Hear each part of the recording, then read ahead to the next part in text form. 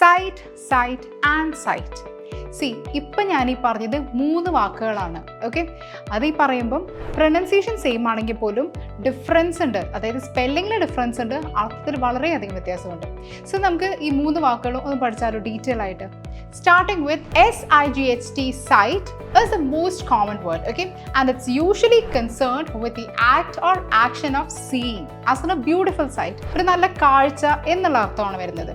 Now moving on to the term SITE, site, it's about a location, a construction site or a location where something is being constructed. Now moving on to the third term, CITE, cite, it's usually about quoting someone or mentioning something, as in citing a source or to cite a recent example. So I hope you're clear with these 3 terms, that is cite, cite and cite. And for more such informational content, stay tuned. Neethus Academy, India's #1 language academy.